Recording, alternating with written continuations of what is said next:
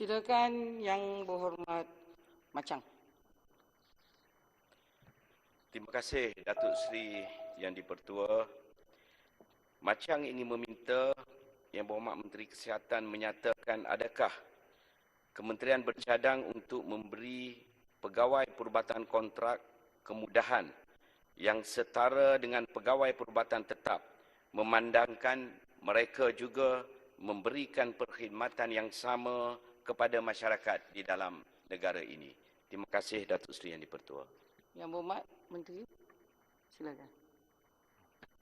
Terima kasih Datuk Yang Ketua. Terima kasih Yang Berhormat Macang. Secara prinsipnya, pegawai perubatan lantikan kontrak mendapat emolumen yang setara sebenarnya dengan pegawai lantikan tetap. Namun, faedah lain seperti kemudahan cuti diberi berdasarkan Perkeliling Perkhidmatan Bilangan 2 tahun 2008, iaitu dasar dan prosedur pelantikan secara kontrak, serta Surat Perkeliling Perkhidmatan Bilangan 2 tahun 2016. Antara faedah cuti yang diberikan adalah cuti rehat selama 25 hari, cuti sakit sehingga 90 hari bergaji penuh dan juga cuti bersalin.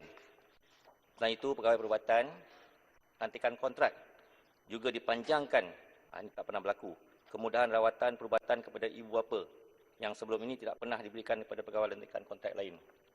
Namun begitu, cuti rehat semasa latihan siswazah iaitu housemanship tidak diberikan seperti mana pegawai dalam skim perkhidmatan lain kerana cuti tersebut perlu diselaraskan mengikut penempatan latihan siswazah.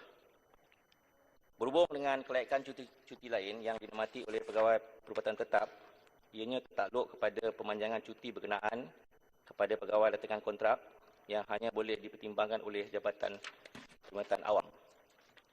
Bagi kemudahan penajaan kepada pegawai lantikan kontrak, pengajian kepakaran dasar semasa yang dimaklumkan oleh Jabatan Perkhidmatan Awam adalah hadiah latihan persekutuan ataupun HLP, hanya diberikan kepada pegawai-pegawai tetap bagi memberi peluang kepada mereka melanjutkan pengajian. Namun begitu, bagi mereka yang tidak mendapat hadiah latihan persekutuan tetapi masih ingin melanjutkan pengajian kepakaran, Kementerian Kesihatan sentiasa mengalu-alukan mereka untuk berbuat demikian, dan salah satu cara adalah melalui program latihan kepakaran parallel pathway. Pada masa kini, KKM sedang meneliti cadangan untuk menawarkan tempoh kontrak yang lebih panjang bagi membolehkan pegawai melanjutkan pengajian kepakaran. Namun, perkara ini akan tertakluk pada keputusan kerajaan dan cadangan ini akan dicadangkan mengambil kesetaraan grade jawatan dan pegawai lantikan tetap. Terima kasih. Soalan tambahan pertama, Yang Berhormat. Terima kasih sekali lagi Datuk Seri Yang di-Pertua. Terima kasih atas jawapan Yang Berhormat Menteri. Soalan tambahan saya, adakah perancangan pihak kerajaan untuk melaksanakan penambahbaikan laluan kerjaya career path dengan izin kepada pegawai perubatan, pegawai pergigian, pegawai farmasi KKM. Namun setelah tamat sesuatu pengajian lanjutan, pegawai perubatan sepatutnya ditawarkan tangga gaji UD 44 atau sesuatu yang setara dengan UD 43 kerana bidang tugas dan kerja mereka adalah sama dan tidak kurang walau sedikit pun. Saya membangkitkan perkara ini kerana kerajaan pernah bersetuju untuk melaksanakannya. Terima kasih Datuk Seri Yang di-Pertua. Silakan Yang Berhormat Menteri. Terima kasih Yang Berhormat Macang.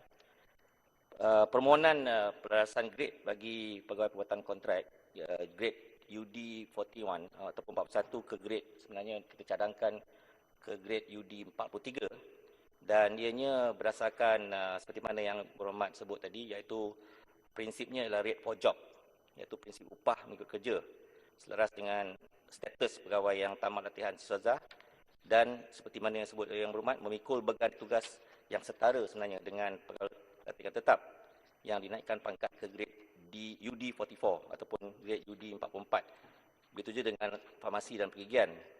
Dan ini sebenarnya kita laksanakan supaya career pathway ataupun perancangan untuk tamat baik laluan kerjaya dapat memelihara keharmonian di tempat kerja di kalangan pegawai lantikan tetap dan kontrak bagi meningkatkan motivasi pegawai semasa melaksanakan tugas. Dan juga kita sentiasa memberikan peluang kepada pegawai-pegawai lantikan kontrak ini untuk melanjutkan pelajaran melalui latihan parallel ataupun parallel pathway. Dan latihan ini sebenarnya memerlukan mereka untuk melepasi peperiksaan-peperiksaan tertentu dalam kementerian dan juga dalam karier sebelum mereka sama ada melaksanakan secara peribadi ataupun kita taja melalui latihan hadiah persatuan. Bandar Kuching. Terima kasih